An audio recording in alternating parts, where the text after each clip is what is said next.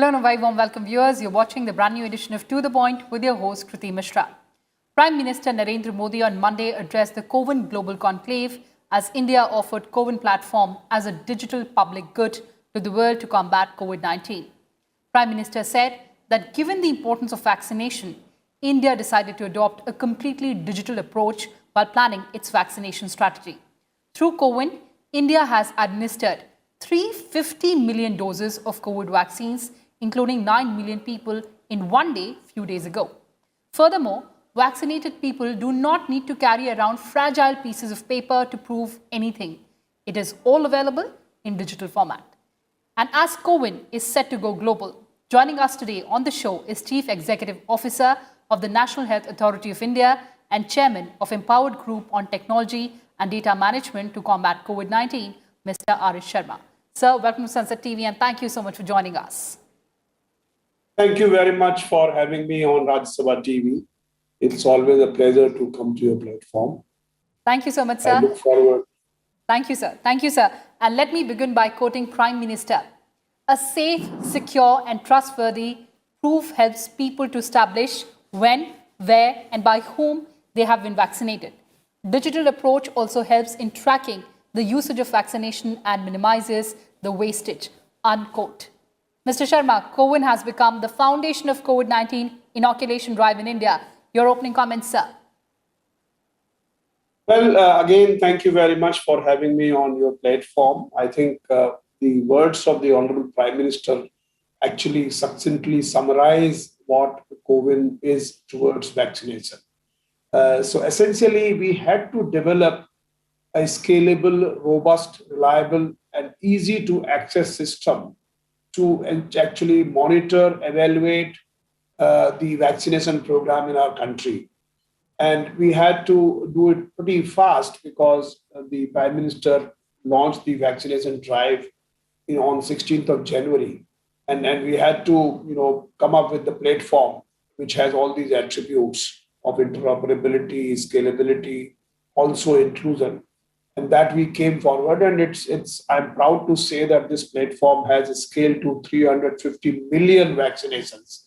And each one of those vaccinations has been recorded, and we have a complete record of each person's as to when was he vaccinated, by whom was he vaccinated, and he has all the freedom to take the next vaccine wherever he wants to in any place in India. So that has been possible because of the portability which the system provides. All right, sir. In line with India's philosophy of considering the whole world as one family, Prime Minister also said that COVID vaccination platform, CoWin, is being prepared to be made open source. So before I ask another question, what would open source entail? Well, thank you. That's a very good question, because let me also add here then when the Prime Minister was reviewing the progress of vaccination in one of the meetings, he basically directed us that now that we have built a very robust platform, why should we not make it open source and make it available free of cost to any country in the world who wants it? Now, that's actually one of the things which was told to us by the Honorable Prime Minister, and we started thinking. Fortunately, the platform has not used any proprietary technology. So it's always, it's ab initio based on an open source stack of technologies. So that's one part, which is a good thing. Secondly, what open source means is that the code base of the platform is opened for public view and critique and review. That actually is a very, very important thing, because one is that you sort of keep the platform, its code base to yourself in a proprietary form. Second is that you make it open. And once you make it open, then you are actually creating a secure architecture, which means that the platform, there are no trapdoors, there are no kind of issues which are there in the software. So I think that is a great decision by our Honorable Prime Minister. And we started immediately converting this entire thing and putting it into the Open Forge, which is one of the platforms where you can put your open source. And now what we have also done is that we have removed all the India specific details from the platform, from the software code, and which means that the software is now customizable and configurable for any country in the world. And we have also created the user manuals, the documentation, and other kinds of stuff which is required for onboarding other countries on the platform. So, as per his direction, we have proceeded. And I'm happy to say that today more than 100 countries with very senior levels participated in the CoWin Conclave, and which was addressed by Honorable Prime Minister also. All right, sir. We also understand that as many as 50 countries or maybe more, including Canada, Mexico, Nigeria, Panama and Uganda, have shown interest in adopting the CoWin platform. What's the way ahead, sir? What kind of dialogues are you having with them? Well, let me also say this, that many times, people, immediately draw conclusions. Participation in the CoWin Conclave does not mean that they are going to adopt our system. Participation also means that they are learning from our system, which we actually gave a lot of number of presentations to them, where we detailed out the overall architectural principles of CoWin as a software platform, and also gave the features and how it is done, how it is inclusive, how it is multi-language, all those kinds of things. So the purpose of many countries may be that they learn and they understand the best practices which we are providing. And probably if they have any system of their own, they can enrich it or enhance it with the attributes which we have got. That's one way. So therefore, to conclude that every country which participated is going to adopt a CoWin system, it may not be correct. However, I'm sure there will be many countries who will be willing to kind of get the source code of CoWin, then modify it as per their requirements, put in variables as per their requirements, like their geographical, administrative units, etc., and can use the system. And the beauty is that they do not have to undergo the entire development cycle, because ultimately a software requires development time and stuff like that. That will not happen. So while saying that a lot of countries had participated, there may be some countries out of these countries who may have an interest and who may like to take the conversation forward. And we have kept our team ready to help them as and when they want it. So we are also training some individuals and some institutions to essentially become the implementation partners for those countries as and when those countries decide to adopt this platform. All right, so we'll have to see how that plays out. But sir, the CoWin platform has also set a world record when more than lakhs of vaccinators logged into the portal on June 21st to facilitate the inoculation of around 86 lakh Indians in a day. How did you ensure that CoWin app is able to sustain that kind of traffic?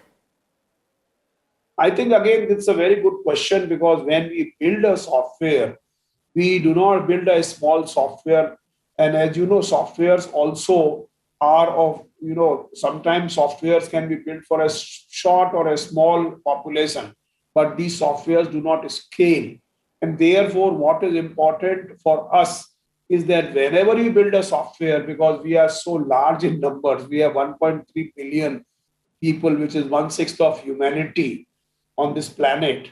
And therefore, we have to build the systems which are essentially population scale. And therefore, we had from the very beginning created that, we had what is called load tested the system to as many as even more than 1 crore vaccinations a day. And that is why we did not see any glitch when we actually completed 9 million vaccinations, 90 lakh vaccinations. The final figure of 2021 is 90 lakhs. So 90 lakhs vaccinations in a day. So that is one of the important principles of designing a software, that we design it to serve the population. It's not a small software. And therefore, and also it is based on multiple languages. Now, I don't think there is any country in the world which has got 26, official languages. as our, and hundreds of dialects, of course. But we have already built the software and actually made it multi-language so as to make it inclusive. And therefore, its operationalization in any other country will be a much simpler affair than what it took for us in India. Absolutely, sir. Inclusivity and scalability, these are one of the most striking features. But, sir, I'd also like to understand, how do you visualize vaccination progress with analytical dashboard that you have? Yes, I think what is important in this digital world is that our policies must be not based on anecdotes or some kind of intuitive stuff. Our policies must be based on solid data. And what we are doing is we are actually creating a huge sort of data which actually helps us in moving the vaccination forward. So, for example, we now have the vaccination details of each district, day-wise, month-wise, starting from the beginning. So, therefore, we know as to where we have covered how much. We know the population of a district, and considering that, more or less, a district's coverage is coming out of its own population. Of course, there will be portability, people going from here to here, but I think overall they will cancel out. And therefore, it gives us a huge amount of insight into how we are progressing on vaccination. And after some time, we will also be probably able to focus wherever there is an underserved areas. So, for example, if some area we find that the vaccination percentage is low, we can now make more efforts there. Similarly, we are involving private sector hospitals. And you see, the important part in this is that whosoever is vaccinated in India, whether it's a private hospital or a public hospital, every dose, every vaccination event is recorded on CoWin platform. So therefore, CoWin platform offers a single source of truth. And we know that in this particular district, in this particular vaccination center, we have inoculated so many people. Then, of course, we look at gender, we look at age distribution, we look at various other parameters. So basically, we are having a huge wealth of data which can be utilized for a better, more fine-tuned policy making. Absolutely. But Mr. Sharma, I also recall when this was started, there was a major debate on data security, privacy, but certainly those concerns have been perfectly allayed now. Yes, I think that also is very important question because first of all, we all know that privacy has been declared as a fundamental right by the Honorable Supreme Court of India. And therefore, privacy is extremely, extremely important to us. So we have taken a number of steps to ensure privacy and security of the people's data. One of them is minimal data collection. So what we have done is we just collect only 3 attributes for a person, which is his name, his gender, and his year of birth. That actually, we don't collect any data related to his residential address and everything, nothing else, except of course, mobile number we do collect. And then we have the, identity document type, which also we do not collect in case of Aadhaar. We just have an online authentication done. So that actually is one principle where you don't collect data more than what is necessary for a purpose. And of course, for vaccination, we do require the age because age is an eligibility criteria for vaccination. We do require name, obviously, and we do require gender. So these are the 3 informations only which we are collecting. So that's one part. Secondly, we are ensuring that when the data comes to us, then it is encrypted at all times. So it is encrypted at the back end. Thirdly, we are ensuring that there is no data download which takes place. If you remember some time back, there was a hoax saying that data of 150 million Indians is available for sale, which turned out to be false. We were very confident that it is false because we have not allowed downloading of any data in a bulk manner. The only thing which you can download is your vaccination certificate, which also you can download only after plugging in your mobile number and OTP. Therefore, the data is absolutely safe and secure. And there is complete privacy of the data of the individual because that data shall not be used without the explicit consent of the person to whom it belongs. That's very important for us. And those principles are very, very sacrosanct as far as we are concerned. And I can assure you that the data of the residents is absolutely safe and secure.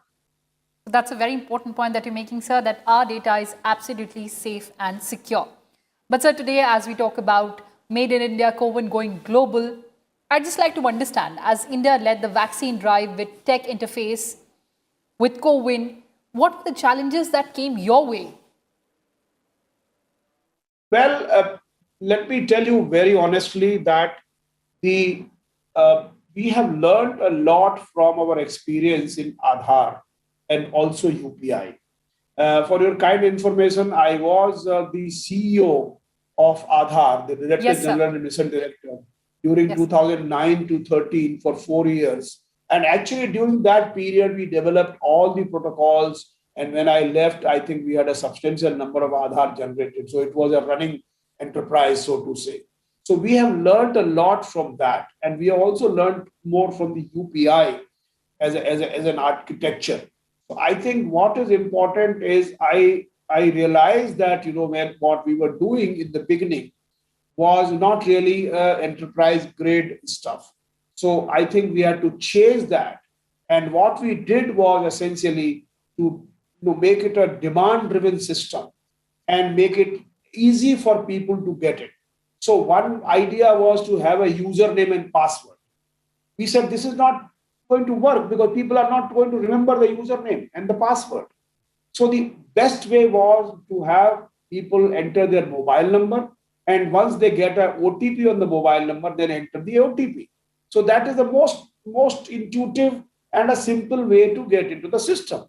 So therefore, I think what is important is, in my view, I have realized that in a software place, it is the design of the software, it is the design of the system, which actually is very, very important. And second thing which we actually did was essentially, typically softwares are designed as one piece which will do everything. We said, no, let's not design. Let's not design the whole body. Let's design a heart. Let's design the main system. And the rest of the parts can be outsourced. Rest of the parts can be given to the third-party developers. And therefore, we created a set of open APIs. So, for example, you must have noticed that now you don't have to log into the system to look at the vacancies in the hospitals. And essentially, there are 150 entities which have actually applied, and a large number of them are already operational, which provide citizen services for booking the vacancies, for looking at the vacancies, and then finally for vaccination and other parts. So we have a rich set of open APIs, the application programming interface, and APIs are like connectors. We have opened up the connectors, and other applications can talk and communicate with CoWin platform. That's the architecture which we have created. And I think it was very important. And of course, there were other issues and other thoughts also, but actually we focused on this design principle. And I think today it is giving us dividends because now we can sleep, peacefully, thinking that CoWin will not break under the weight of numbers. All right, sir, as we're talking about dividends, we understand that the National Digital Health Mission has also been announced. Once the vaccination process is over, and I hope it gets over very soon, and once this pandemic leaves us, how would this app be utilized? Well, again, that's a great question because I think this way, the vaccination, records, the digital certificates, the download thereof is essentially what it is saying. It is saying that you get a vaccine and then you have a digital certificate and then you download that, right? So essentially, it is created already a digital record of your health interventions through a vaccine. This is powerful because now what we are saying, let's say Arogya Setu application itself can become your personal health record keeper. So you can keep not only your vaccination records, you can also keep your other records in the Arogya Setu in case you want to. Or else you can just create a link to those records and you can, at your own free will, share this with your doctor. So essentially, what we are doing is creating a grid of interconnected systems and health facilities and the doctors and the patients and the laboratories, so that they can discover the appropriate, the patients can discover the doctors, the labs, the pharmacies to take care of their requirements. So they can have teleconsultations with the doctor. And that is the whole national digital health mission. And there we will use the digital goods, digital public goods, which you, in the beginning you spoke about, and which the Prime Minister, Honorable Prime Minister spoke about. Now, the digital public goods like Aadhaar, like the digital consent, like the electronic KYC, digital locker, these things are, and UPI e-voucher. Now, e-voucher is another person-specific and purpose-specific electronic voucher. So these artifacts will be used as building blocks to create the National Digital Health Platform, which will be an inclusive platform, which will be ubiquitous, which will also help people in rural areas, because now many times rural areas are underserved in terms of doctors, in terms of facilities available. Now, those people will be able to kind of communicate with the doctors in in big cities, and will be able to take the advice and will be able to get the treatment. So I think that's going to transform the way we deliver health services in this country.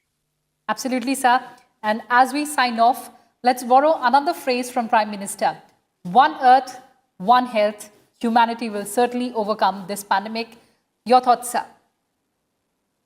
Absolutely. Our Prime Minister's vision has always guided us, because he has always told us that, let's do, whatever we have learned, let's share it with others. Let's share our knowledge with others. And his thought of Vasudhaiva Kutumbakam was actually absolutely clear in today's speech, which he gave, message which he gave to the CoWin Global Conclave today. And we are always inspired by his vision, and always think that whatever we are doing for the service of the nation, and not only service of our own nation, but also service of the humanity, as and when, whenever we have that opportunity to share, we will do so. Thank you very much. All right, sir. As you said, our philosophy has been Vasudhaiva Kutumbakam. On that note, thank you so much for joining us, sir, and sharing all those important details with us. Thank you very much. Take care. Thank you, sir. You too, take care. So viewers, that's all we have for you in this edition of To The Point. Thanks for watching and stay tuned.